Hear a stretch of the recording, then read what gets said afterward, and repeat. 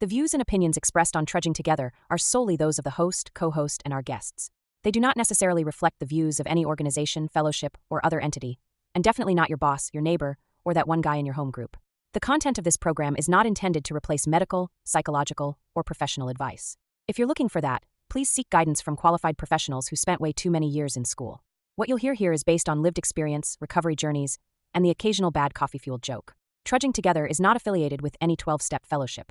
We are simply people sharing our stories and walking this path together, one day at a time. Thank you for joining us, and remember, recovery is serious business, but that doesn't mean we can't laugh along the way. Wacky Wednesdays. Welcome, everybody. It must be Wednesday. Oh, man, I didn't know we were doing sunglasses. We are. Where are We my are. We love sunglasses? This is no good. They're usually in this jacket. So I'm going to be the only cool one in the chat. Yeah. All right. License and registration, please. We're just two cop dudes here doing cop things, doing our thing. You sound like a cop from my hometown in Wisconsin. Then that was a horrible New York accent. It was a horrible New York accent. Is what it was then.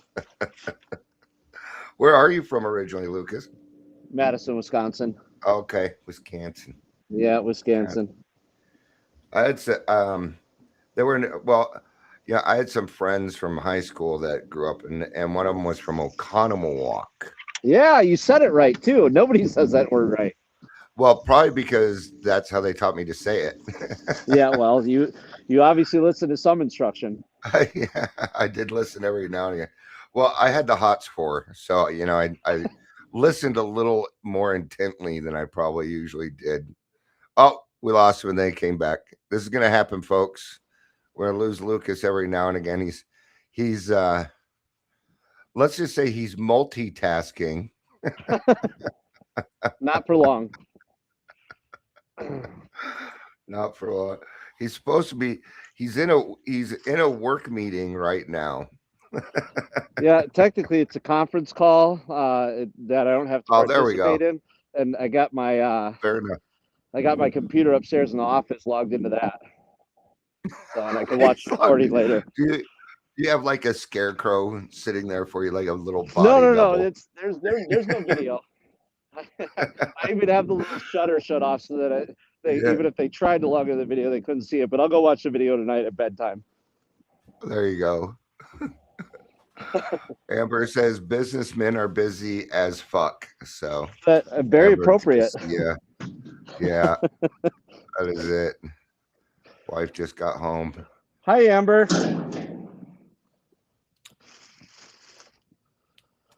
I was gonna say something funny, but nothing came out. So we might as well get to the daily funnies so we can kind of get on with the show. So let's do it. You know what time it is? It's not just 12:05. It is time for Dion's daily funnies. I was a little bit more prepared today and actually went and looked up the jokes. So let's get started on that. Why couldn't the dad help his son put his shoes on? They weren't the dad's size. I don't know if that was really that funny. All right. Why do parents always say, because I said so? Because science isn't always a good enough explanation.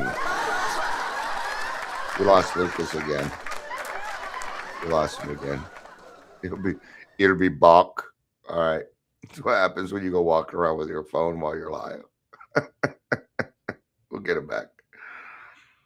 Susie pops back up. All right. Some graduate with honors. I'm just honored my kids graduated. I think all my kids graduated. I don't know. I told you I was an absentee father, man. I should probably find that out. I think my son got his GED. That's what he did. I think he followed my path when he got his GED. All right. Nothing wrong with a GED either. I told my son I was going to buy him a book on procrastination, but I kept putting it off. Like I was going to go to the procrastination procrastination anonymous meeting, but I just couldn't find the time. Yeah. I was gonna head to Paranoids Anonymous, but they wouldn't tell me where it was. I'm making shit up, Lucas. I'm telling my AA jokes right now. You ever seen the Al-Anon handshake? How about you, Lucas? You ever seen the Al-Anon handshake? No, what is it? I'm shaking my hand for those that don't have video. Hi, babe. All right. That's enough. That's enough. Oh, yay for the soundtrack. Welcome to the Daily Trudge. My name's Dion, otherwise known as the Podfather. Today we have Lucas. Lucas, thanks for taking your time, man. It's been a couple months. It has been a long time. So yeah, too long. If you're here, please say hello, whether you're watching the live or the rewatch. Lucas told his story. You can go to Podbean, put in Lucas, and it will take you to his story. That was well over a year ago. Yeah.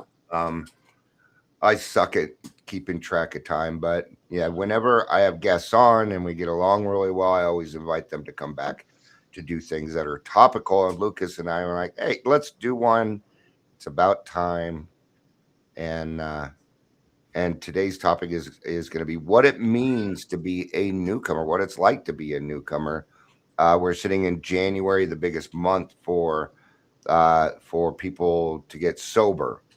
Between the holidays, screwing up over the holidays, all the DUI checkpoints, and of course, people making there's one Katie into his house. Yep. Mine's sitting right here. He always stays right next to me. Where are the other ones? I'm sure we'll see other cats. So, they steal the show. They do. Well, people come for the topic, but they stay for the cats. So yeah, that's true. That's how it works at my house too. They get invited by me, but stay because of the cats. That's right. So are some of your cats outside cats? Is that why you got a little bell on them, or do you just put a little bell on them so that it irritates the hell out of them because it's funny? No, that's not a bell. That's actually cat TV in the background. It's oh, okay, that makes more sense. Yeah, I could just see them relaxing in baskets, like a cup of tea or something. Hobbs, the one I just picked up, she gets stressed out, and when I travel, and it's actually had physical effects on her. So I've acclimated my style of, how do we say, keeping the home to where it's as stress-free as possible. So cat TV, they got all the tools, they got all the toys, everything that they need, and maybe it's overdone. People tend to think that cats don't have separation anxiety. That's not true. They do have it. I leave the cat. I guess the cats sit there at the door and whine. That and it's even if I take out the trash, they do it. Hobbs will go sit in her little bucket and pout like a 5-year-old. And it's really cute, but it makes you feel guilty every time. But if I didn't leave, she wouldn't have the food that she eats. So that's right. It's like I gotta go. It doesn't just magically appear. Right. I know to you, it's like that one video where the girl's like, man, I'm doing so much laundry. He's like, oh, but I found out this trick. If you take your clothes and just pile them in front of the laundry, in front of the washer and dryer, they just get done. He doesn't understand that she's doing all of his laundry, So, stupid men. Men are stupid. Sorry. George Carlin said one of my favorite statements, and I love George Carlin, where he said, men are stupid and women are crazy. And the main reason that women are crazy is because men are stupid. Yeah, he's not wrong. Ever says my cats have PTSD from my uncle dying and never coming back home. Yeah, poor things. I got a couple of cats who had an owner who died. Yeah, they were his cats, and they have a hard time when we travel too. Yeah, because they think you might not come back. People think that cats and dogs don't have memory, or they don't have very good short-term memory. That's not true.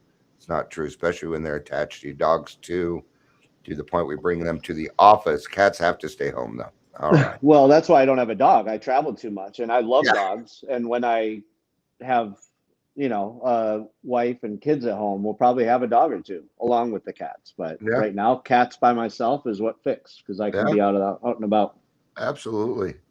And if you are a newcomer, getting an animal might be a way to help you out, because animals keep you accountable, and they actually help you stay. So I can't go get drunk. I got to go take care of my cat. I can't. Yeah, and you become responsible for something. It may make you feel like you're 7 years old getting a new puppy dog, and you're required to take care of it, pick it, but you become responsible. So that might be something good for a newcomer. But let's get into this. What was it like for you, Lucas? What are some things that you remember from being new in the program that you could probably give people a heads up about? I was scared. The first day I walked in, I was scared. I had bloodshot eyes from crying. I was at a point of desperation. I was desperate, for lack of a better term, but I didn't know what to expect. I didn't feel like I belonged in the rooms. I didn't feel like I belonged outside of the rooms. I didn't feel like I belonged anywhere. I was lost and didn't have any direction in life. And I remember walking up my first meeting, this guy named Mark, he turned out to be my first sponsor. He was sitting in the corner of the room playing on his cell phone and making smart ass comments. And I said, well, I want to talk to this guy because I can relate to him. Yeah. So I walked up to him afterwards and I said, what do I do about getting a sponsor? And he looked at me and he said, you're destroyed. I was like, yeah, it's pretty obvious. He said he said to me something that I'll never forget, and I talk about frequently with newcomers. I should probably talk about more often with others. He's like, when's the last time you looked in the mirror and said, I love you? And I just kind of stared at him. I was like, I've never done that in my life. Yeah. And that's 40 years old, never looked in the mirror and said, I love you. And I said, I've never done that. And he says, why don't you go home and do it tonight? Here's my number. Call me when you're done. That's it.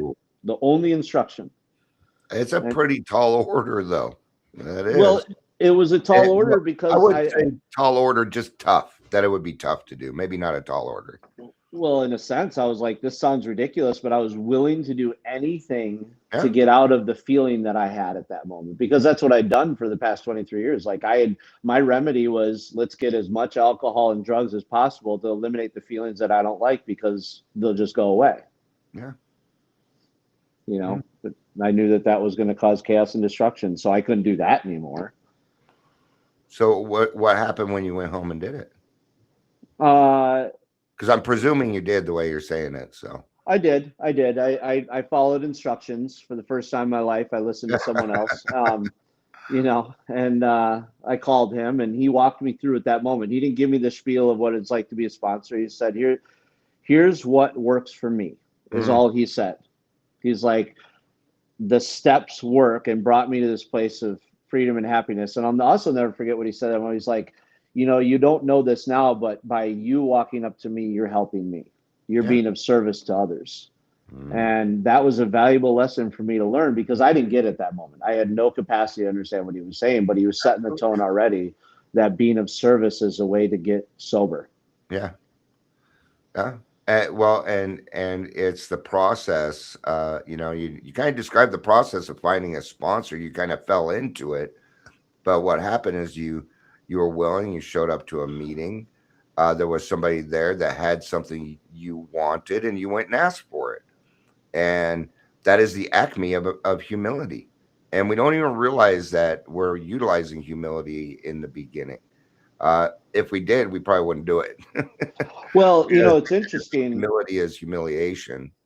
Well, it is, but it's so necessary, and I'm so glad, and I'm so grateful, not only that I'm an alcoholic, but I'm grateful that I went through this process, because it broke down my ego to help me realize that I needed to be there. Mm-hmm. If I wanted to live a fulfilling life, then I had to get past my own roadblocks inside my head to realize that I can't do this alone. Yeah. And that's what happened in that moment. Yeah. And, you said something that some people might be like, what? Because I'm the same way too. I'm grateful. I'm not just a grateful alcoholic. I'm grateful to be an alcoholic. Yeah. What do you mean by that? What I mean by that is it's such a gift to have these 12 steps. Practicing these principles in all our affairs really rings true for the fact that I use these steps in my workplace. I'm open and honest about my sobriety everywhere I go. Everybody in my company knows it. I'm open about it with my family, and it allows me to utilize those steps because before I didn't have a program of life. My program of life was chaos. Like I'm going to do what my immediate gratification simplex primal needs are, and I'm just going to go do that.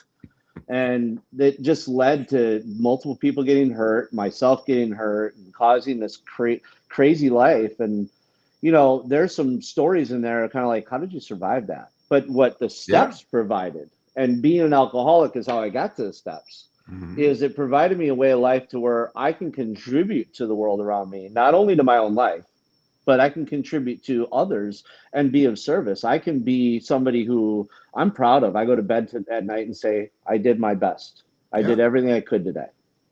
Yeah. And I'm going to expound on that a little bit. Is I'm grateful to be an alcoholic because I can't think of any other reason why God would be in my life. And I absolutely love God being in my life. I wouldn't have the friendships that I have. I wouldn't have I went through what I went through so I could help other people. And I'm okay with that now. I'm glad you said that because it's so interesting how we knee-jerk respond. I did. Let me speak for myself here. I just observe it in others too. But I was so adverse to the word God and so like almost like a magnet polarized away from it. Like I didn't say the Lord's Prayer for the first year I was in the rooms because I don't want to be religious. Yeah. No. But yeah, I mean, it brought me to God to where I'm so comfortable. I pray every morning and night, and alcoholism and my addiction brought me there. And I have to be grateful for the fact that it's a reminder that I have a chance and a choice every single day. Yeah. And that choice is very powerful. We make a choice first thing in the morning. I did it this morning. I woke up and I chose to pray. Yeah. Instead of hopping in the car and going to the liquor store, which I'm still perfectly capable of doing. Now, was liquor store an option? No, but it used to be in the beginning. And I kept choosing to go. I kept choosing to pray instead. And eventually that became my good habit, right? Starting my day by saying, hey, whoever's out there, yo, dude, I don't care. Help me stay sober today, please. I mean, it could be as simple as that to start out with. And you don't have to say God. You don't have to say this very prayer. I found that my higher power doesn't make hard terms to seek. Yeah, I think that's appropriate. For me, it was that flexibility where where the acorn was cracked is that I was able to see that it didn't have to be defined by one specific religion. It didn't have to be one specific deity. It just had to be something bigger than myself, because when left to my own devices and my self-will, I'm chaos. But if there's something else out there that's really in control, it's not me. Okay, well, that brings me comfort. Yeah. And we need comfort. What does it say in the big book that unless they can again experience the ease and comfort which comes at once by taking a few drinks, right? And we need to find that ease and comfort again. It may not come right away like a few drinks does, but that's when you have a serenity that is earned, it is sustainable. It doesn't last for 5-10 minutes. It lasts the whole day. Well, exactly. When you earn something, you're willing to put the work in to do it again and again. It just compounds itself upwards.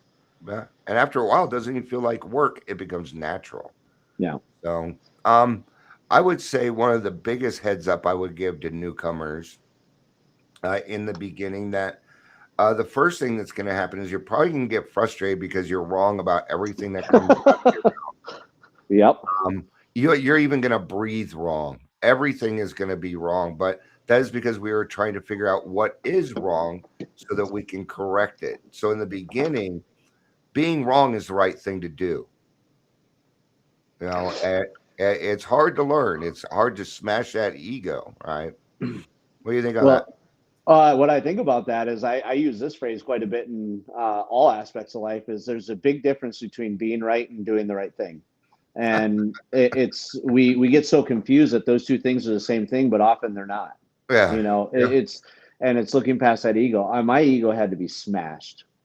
But I was taught by some very strong fellows in the program that, you know, doing the right thing is all that matters. You know, you could have the world of hurt happening around you, but if you're willing to get up and be of service, it doesn't mean you have to literally get up. You could pick up the phone. Yeah. You could send a nice message to someone. You could literally just open the door for someone. All these little things matter. And it's not like you have to be this overarching person that's saving or curing world hunger. No, that's where I lived in my alcoholism. I was in this fantasy that if I wasn't doing something big and grandiose, I wasn't contributing. And it's like, no, how about I just be a good person? How about I just show up and smile? Just make 5 sandwiches. You don't have to end world hunger, but you can make 5 sandwiches and go hand them out, you know. But I agree. We tend to think that it has to be huge in order for it to be recognizable or good. My brain goes through the same thing. Well, just like remember, I mean, we all go to AA meetings in person. Well, and we see that there's an ask. You know, we ask people to be of service. We always ask people to be, all right, well, who's a volunteer for this? It's all volunteer based. Yeah. You know, who's willing to make a commitment to this? And then we have a program of honesty to where we hold people accountable to those commitments. So it keeps the cycle going. But it's like, my first Thanksgiving sober, I was, 55 days sober. And I went and cooked for the entire group. And that was something, it was 100 people. 55 days, man. Yeah, it was 100 people. And I mean, I've been in the restaurant industry for, at that time, it was 25 years, now 28. Okay. No, sorry, 23 years and now 28. But it was a really humbling moment. I found a lot of joy in that. I was like, oh, this is really good. But it was pushed. Like I had fellows pushing me to say, how can you be of service constantly? How can you be of service? I didn't need to know that portion of the steps of where I was really acting out. They just kept getting me out of myself because my default was to go to selfishness. Yeah. You know, and the best sponsors will get you into service work right away. Yep, absolutely. You know, and there's a lot of service work. If you're new, maybe you can't pour coffee yet because you're still shaking. Share at a meeting. Show up and share at a meeting. That is service work, especially when you're a newcomer. I remember I was about 2 months sober, and I told my sponsor, I said, you know, Paul, I think I'm just gonna listen this week. And these were his exact words: "The fuck you are." He said, "If you're not going to go and share, give your experience, strength, and hope, don't bother going." It's like, that's not why we go to meetings, to just listen. I'm glad he said that to me, though, because it made me realize, no, I'm not supposed to do that. If I'm going to a meeting, I've got to participate in my recovery. And even if I'm Dion, I'm an alcoholic, I'm here claiming my seat. You know, on that note, it's so interesting. Like for me, I wanted to have such an impact with everything I said and did. Like I was going to save souls with the words that came out of my mouth. So if I didn't have something that I thought was qualified, so you're raising your hand, what did I? That I wasn't going to share. And what I learned is that I got to stop thinking about what value it is I'm coming out of my mouth and just speaking my truth. There's more value in speaking your truth, no matter where it is or what comes out, than there is in overthinking it and trying to make this grandiose statement, which is ego-based. Yeah. Well, you know, especially when you're new and you have a problem in your head, the more I think about it, the bigger it gets. Yeah. And when I get out of self, right? And yes, newcomers, we're talking to you. When we get out of self, my problems get solved. Yeah. Is what happens. Outside of AA, 50% of solving the problem is admitting there is one. Yeah.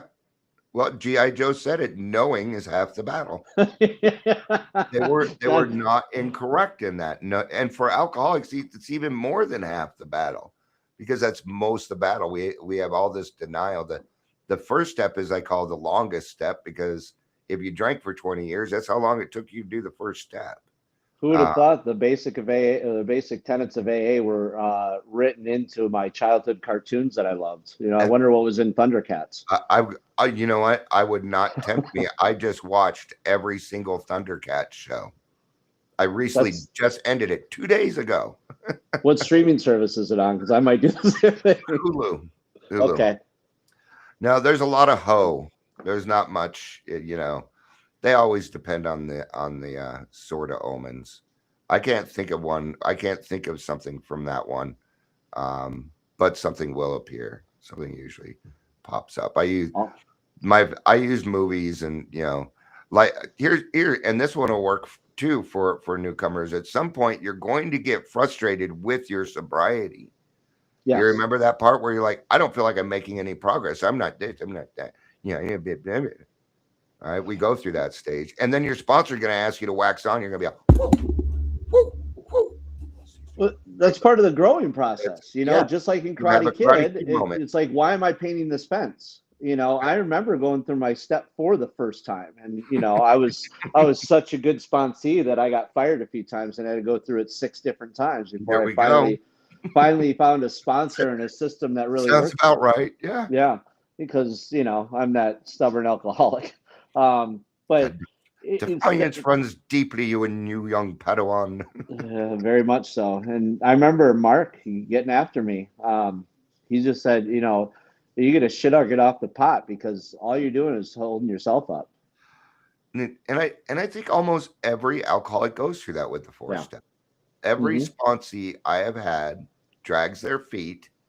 Then I yell at them. Then they get back to work. Then they drag their feet. I yell at them a little bit more until we finally get that done. And they always think I'm going to fire them. I don't fire sponsees. I don't. Never. Well, I've never fired a sponsee. I say that out of jest, but the reality of the conversation was like, so when Mark transitioned, I only use his name because he's since passed on, and he showed us a valuable thing, which is how to go. No, it's out of respect of going through life. He died sober and was proud of it. Well, he's no longer a member of Alcoholics Anonymous. You can't blow his anonymity.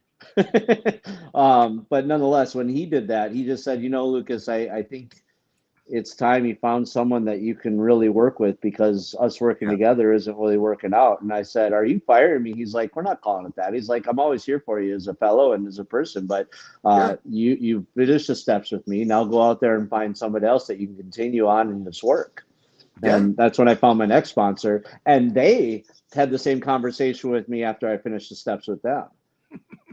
It was so interesting to me because I was stuck in this I'm right mentality. You're not my sponsor forever. Some people do it that way. It works for them. I've had various sponsors. The sponsor I currently have, we haven't gone through the steps. I have 4 sponsees. 2 of them are closed mouth friends at this point. They're done with the steps, and they're actually working. Both of them asked me. They're like, "Do you mind if I go through the steps with Amber?" I'm like, not only yes, but fuck yes. What do you mean? Yeah, she's good for that, isn't she? You can. She's solid. From doing that. We're at this point we're friends, and I like that part because I'm no longer the sponsor, and I get to enjoy the relationship a little bit more instead of kind of cut myself off emotionally as a sponsor. Because I get attached, man. I gotta be careful on that.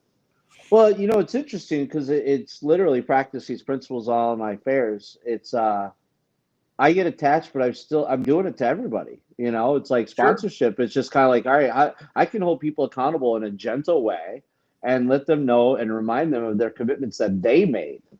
Mm-hmm. I don't have to wait if I'm somebody's sponsor or not. I'd be like, hey, didn't we talk about this? And it doesn't have to be harsh and condescending. No, just say, hey, I thought we talked about that you were going to do X, Y, Z. And then be like, yeah, you're right. I did. All right, cool. Thanks for letting me know. Yeah. Gentle conversations. And it's nice because then it relieves me of the burden of thinking like, well, why aren't they doing it? Just spit it out. Yeah. Well, yeah, they're not following direction. And sponsors go through that. I went through with my first couple. I don't get, now my job is working with the sponsee who's sponsoring when they start to go through that. Dion, They're just not doing the work. Are they willing? And now my job is helping them work with their sponsees. Well, this is what I would kind of do. So now I have these varying, things that I do, but they're all on the same level. There's no, this job isn't, more than this one or that. They're even, and that's what I love about what we do. Everyone is equal. I don't care how much time you have. If you got up before 9:45 a.m. Mountain Standard Time today, you have more sobriety than me. That's how I look at it. That's a fair statement, because every day we wake up an alcoholic. Yeah. What are some other things that we experience as newcomers? We've kind of talked about deflation a lot, but there's some good things that are going to happen to you as a newcomer. Once the alcohol starts to get out of your system, like, do you remember your first night's good sleep?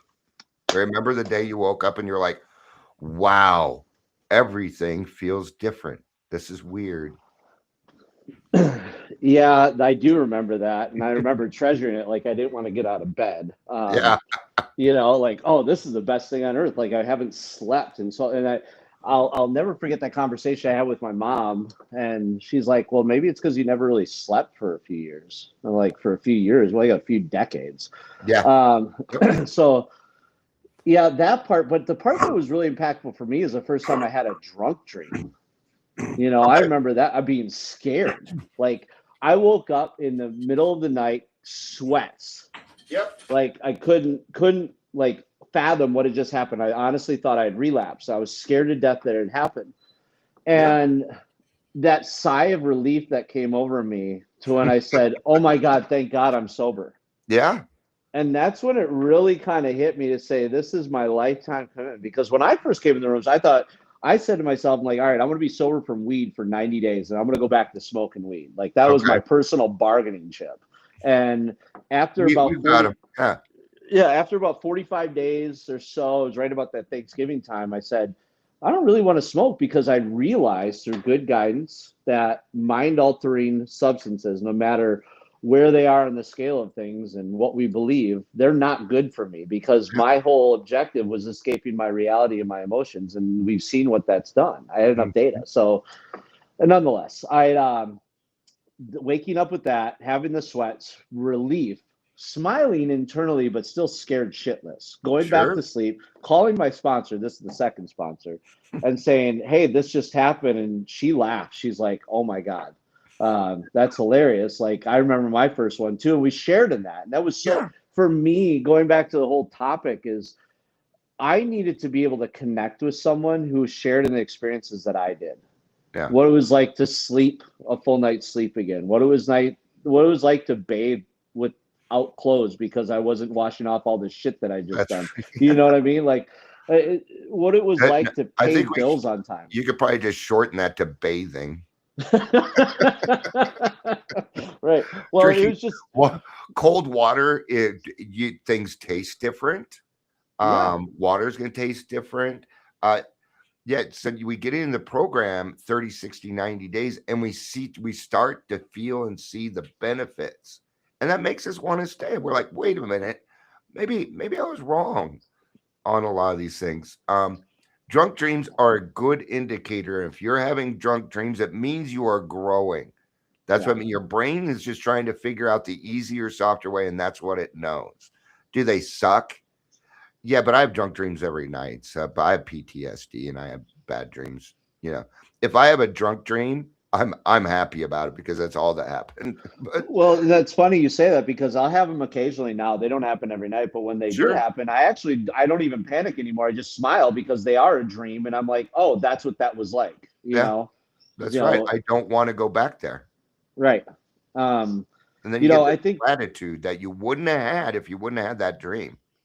The joy that's come from that newcomer feeling. I got a story I'll share eventually, but it's learning everything again, because I thought I knew what it was like to do so many different things. I mean, from 17 to 40, I was drinking, drugging, or doing whatever to get my rocks off and avoid the reality of the world around me. I didn't know shit. you know? And so when I got sober, I'm like, oh, I got to learn to brush my teeth again. I got to learn to go to bed on time. You know what I mean? Like I got to learn to actually call people back, you know, simple, basic behaviors that I really had no concept of. I thought I did. Yeah. I had to relearn a lot of things when I got here. I had to learn how to walk and talk again because I hadn't for months. I didn't like have to relearn, but it took a while for me to find my balance. Because even for months, I would slur my words because I wasn't used to talking sober or walking sober. I wasn't used to that. And so it took a little while for me to balance back out a little bit. Funny you say that. I just realized, like, I talk really fast sometimes, and I've been paying attention to how I speak, and I'm catching myself where I say something, it comes out of my mouth. I'm like, that was gibberish. I'm like, I'm 5+ years sober, and sometimes I still speak gibberish because I'm just so excited about what I want to say. Yeah, and there's nothing wrong with that. No, yeah, time is not a determination for life taking a dump on you. That's or me taking a dump on myself. Yeah, and these things are practiced. What are some of the things in the beginning for you that helped you stay sober that first month, that first weeks? Ooh, that first month. That first month, I remember doing the 90-90, and I cringed when my sponsor Mark said that. He's like, "You need to do 90 meetings in 90 days." Right. And I cringed. I'm like, I can't do that. And he's like, "Do you go to the bar every day?" Yeah. Well, then you can go to a meeting every day. Yeah, you ain't gonna fucking get around us. This is during COVID, right? And I said, "So a physical one?" He's like, "We live in Florida." Yes, a physical one. So I was at a meeting every day, but that accountability, calling him every day, going to a meeting every day, writing every day, those basic behaviors, I didn't want to do any of them. Not a single one. Absolutely not.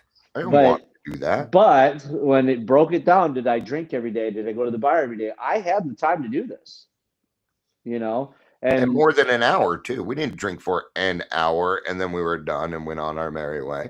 Exactly. I drank for 3-4 hours, sometimes a blackout, and I wouldn't know what it was, but sometimes I live in a perpetual blackout. But it was those basic behaviors that we learn in the steps to say, all right, you need to just write it down, pray, talk to, what I mean? Talk to another person, another alcoholic, and talk to your sponsor.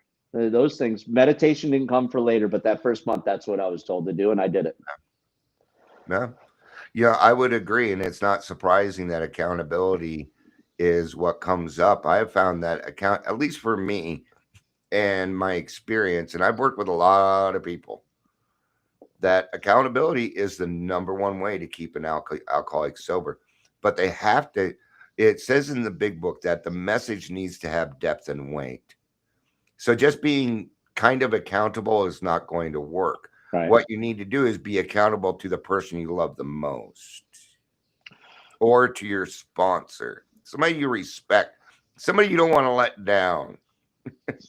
Yeah, well, I'll tell you, I was really blessed, still am blessed with two very loving parents who care very much. And they were at a point where I had polarized them so much to where they didn't know if the next time they called me or they heard from me, I was going to be dead. And that was an honest conversation we had the first week. But I remember that first night of sobriety, I'm putting the alcohol down the drain. I mean, this is nice wine I brought back from Italy, and why I thought that was something I needed to have, I don't know. But I'm crying on the phone telling him I'm an alcoholic and a cocaine addict, and he's just sitting there like, all right, well, what are you going to do about it? And I'm having this like pit and stomach moment, but I needed to do that. And, I had a buddy tell me, he said, I don't know, maybe you shouldn't have told him that. And I'm like, no, I do, because I'm going to find a way to weasel out of this if I don't admit it. That's right. I will. I found an easy way out for everything. So telling my mom, my dad exactly what I had been, what I am, what I had done was exactly what was needed for me, because full honesty was the answer. Yeah. Accountability isn't just about the moment. It's about what we've done in the past too. Yeah. And ensuring that we do that in the future. And we alcoholics resist this. And there again, it's because it goes back to, we don't want to have to do these things. and it feels like we have to. Okay. And in a sense, you do, unless you would prefer jail, the insane asylum, or an early death that is not going to be very pretty. That's the other option, unfortunately. It's a black or white situation. There's no in betweens on this. You're either going to go on to the bitter end or you're going to get sober. I got to speak to that a little bit. For me, one of the things that I really sit and think about a lot is the fear of death brought me in the rooms. I was on my way to commit suicide. Yes. And I chose to turn around because Hobbs, my cat, looked up and meowed at me. And I said, well, I can't do this. And I went and drove to a meeting. And, it's so crazy to me that was the catalyst for getting me in the rooms to say, I need help. I can't do this alone, because I was that person. I'm like, I'm going to get sober alone. And, thank God is right. Like if left to my own devices, I'd be dead. Yeah. There's these moments in time that are just so pivotal for us.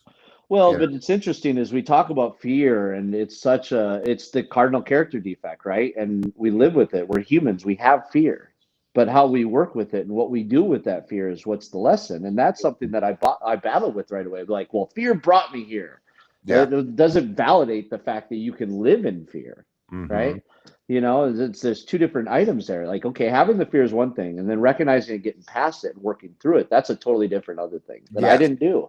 And it requires other people. That is the process there that you can't do that alone. The main reason I can't do it alone is because I don't have the right information to do it alone. Alcoholics read self-help book after self-help book, and it doesn't work because you don't know how to help yourself. Right. Now, once you get through the program and you know how to help yourself, those books are now valid again. Now they will work because you know how to help yourself now. Before, it wasn't helping myself. It was screw everyone else. Well, it's that balance, right? Like you have to be at a capacity to where you have the capabilities to take care of yourself, but humble enough to understand that you're not going to know all the answers. So it's that ebb and flow. Okay, I'm going to consult someone else and go back to the table and see how I can, help others and help myself again. And you just go back and forth with that. And it's a really fun experiment in life, I find. I don't have to live in that self anymore. I don't have to live in that fear. I can just say, all right, let's call up David, see what he says. Let's call up Amber, see what she says. Curious. Yeah. And the first couple times that phone's going to be 1,000 pounds. We call it the 1,000-pound phone. After a while, it gets easier. It does.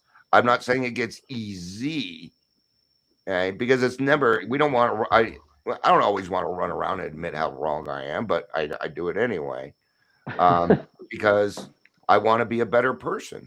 I don't want to be a shitty person anymore. Right. So, but yeah, those first 30 days, there's a reason we call it 30 days, 1,000 nights, because it feels like it's just dragging on forever. It's crazy. I think back about that first 30 nights, and I remember sitting in the room. I'd been like a week sober, and I was sitting probably like 3/4 back on the left side of the San Marco Club in Jacksonville, Florida. It was my home group. And somebody went up, this young lady went and picked up her 30-day chip. And I remember looking at her like she was Jesus walking on water up to pick up her chip. And I'm like, I hope that I can get there. And I eventually did, but it took forever to get through those next 21 days. It's just like, wow, it was such a lifeline. And now, fast forward to where I'm at right now, it's like, time can slow down like that to where it can go forever. But at the same point, it's going so fast. It's important to have that humility to sit and remember what that feels like. Yeah. You get to a point where you have to intentionally slow yourself down so you can enjoy what's going on.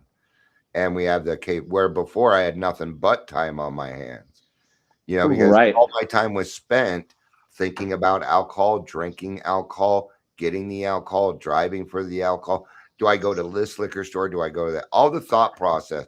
And it consumed your whole day. That's why we say 90 meetings in 90 days, and there's 2 requirements to that, by the way. If you do 90 meetings in 60 days, you still got 30 more days. Okay. You got it. And now if you miss a day, you can double up the next, make up for it, things like that. We're certainly flexible, but there's 2 rules to that. 90 meetings, 90 days. Not 90 meetings in 90 days, 90 meetings, 90 days. Take the in out. So I think there's something so valuable about our program, about working with others, that, going in and working with the newcomer and going to meetings constantly and, sharing our stories, our experience, strength, and hope, and doing that helps me remember what it was like. I can never forget that. The moment I forget what it was like to be in those first 30 days, I've really lost it. And that's a scary thought for me. There comes that fear. And we will forget it. Yeah. Yeah. If we don't, I work with people all the time. But let's say Dion decides to take 6 months off from helping other people. Within 2 months, I will forget. And then I will revert back to who I was. Yeah. Well, that's exactly it. Like, it's funny. Like, I see that now, and everything that I do, like, I'm still an alcoholic. Everything I do is like an alcoholic. Yeah. It's ridiculous. In some ways, it's helped me in life, but in other ways, it's really dysfunctional. And I have this daily checks and balances system to say, hey, don't be an asshole today, and it's nice, but people don't see the sausage being made behind the scenes on that, and they don't need to. I have fellowships like you and people in this world that understand that it's not as easy as it may seem. It's gotten simpler, sure, but life's gotten better, but still, it's a hard thing to do. Absolutely. And I don't honestly, and I don't want to deem either way the easy or softer way, because both paths are hard. Yeah, 100% would choose your hard. Dying an addictive death is not an easier, softer way, I don't think. And doing the work is not an easier, softer way. So there is no easy, softer way. You got to pick your hard. Yeah, 100%. Because both ways are going to be that way. All right. Let's talk just a little bit. How did it feel for you? Because I know for me, one of the big things for me was this. I had a fear that I was going to lose my identity. Because I'm like, at least I'm an alcoholic. But if you take away the alcoholic, I'm nothing. And that's even worse, being absolutely nothing. So that was and there is a part in that fourth and fifth step when you do not have an identity, because you are recreating the identity, or you're figuring out what that identity is. So, in a way, it's like I look back and say, what an amazing place to be. Because here's the reality. I can do it again. I can wipe the slate clean at any given moment and start from scratch, because this is life, right? Yeah. I've been taught that, because at 40 years old, I walked in a room and lost my identity completely. I lost all value of life except for the fact that I didn't want to die, and built up a pretty amazing life that I'm proud of. And it's like, it could all be taken away in an instant. Well, what am I going to do then? I still have God. I still have the groups of AA. I still have a sponsor. I've been given enough gifts to go on and do it again. So it's like knowing and having confidence in that. The identity being lost, I mean, it was scary. It was really scary at first. I remember I had so much pride that when I finally got some money, my reward to the world was I went off and bought the entire bar a round of shots like I was the mayor. Oh, such a good guy. Right. So I had to buy my popularity, but it's like, so, and losing that wasn't that hard for me, because I'd recoiled from alcohol like it was poison, and I still do. It's, I look at it, I say, nope, I don't want to be near it. Now, am I threatened when it's in the room with me, or it's at the table with somebody else? No, but it's, I still have that internalization. It's like, nope, that's not me. Yeah, but I'm not going to sit on the couch and cuddle with it either. No, it's not in the house. Hey, Handle, let's go Netflix binge. We'll just be buddies. You're a good buddy. Such a good Handle you are. That's how I talk to my cats. I know. That's how I talk to my cats. You're such a good kitty. You are. Yeah. Thank God there's no videos recording me talk to Hobbs and the camera's on. I don't even give a fuck anymore. I think that's one of your more 55. redeeming traits, Dion, is that you don't give a fuck. I'm old, cranky, and I've earned my right to not give a fuck. So I do, but any suggestions for people in early sobriety that might need some words of wisdom? Find a sponsor. It's a great suggestion. It's that simple. You find a sponsor, find someone to hold you accountable, and then work with them every day. It's that simple. You know, the phrase that I love most in the big book: trust God, clean house, help others. That's it. Very simple. Most good ideas are simple. Yes. And because we alcoholics like to take these simple things and blow them out of proportion. So, because the bigger they are, well, the harder they are to solve, the more excuses I have to drink. Now we don't do that anymore, right? So if I would say anything, what you're going to be doing is we used to set ourselves up to fail. Now you're going to set yourself up to succeed. And that's going to be the big difference. But I'm with Lucas. Find a sponsor. Find somebody willing to go through the book with you. I'd have to say that's probably the biggest thing. So, right on, man. I appreciate you coming on. It was good. Well, thanks for having me. Thanks for being so flexible with me. I know it's not easy. It happens when it happens. I have a lot of people reschedule. Life happens. Okay, are we gonna do the podcast, or do we need to get a kitty cat to a vet? I'm gonna pick the kitty cat. Right. It's just and my schedule is determined by God every day. I make plans, but other than that, my day is usually full of people calling me or this happening, that happening. So I get to live in a life where I always get to do the next right thing because that's what God wants me, to do. Well, it's because you're living a life of example. You're out there being of service to people. And I'm not saying that to kiss your ass. I'm telling the truth. It's like you are actively involved every single day being of service. And that's another lesson we could all learn from is how do you do that? There's ways to do it. There are ways to do it. It's just time, effort, and sacrifice. Yep. That's all it really requires. So cool, man. Thanks for being on. And let's see if we can have you on in another. We can do this monthly if you want. So we might lose him here because his camera just stopped on us. So, but thank you, Lucas, for being with us. Oh, there he is again, popping on. What you said, I love that, and I would love to do it as a frequent thing. So we're gonna block off my schedule when we get the lockdown. All right. Well, maybe next time. Yeah, absolutely. We can do one a month. Sounds good to me, man. Let's do it. Thanks, Dion. Appreciate you. Appreciate you too, Lucas. As for my listeners, thank you all for being here. I appreciate it. I love you. I do. Peace out. And remember, no one ever, ever drudges alone.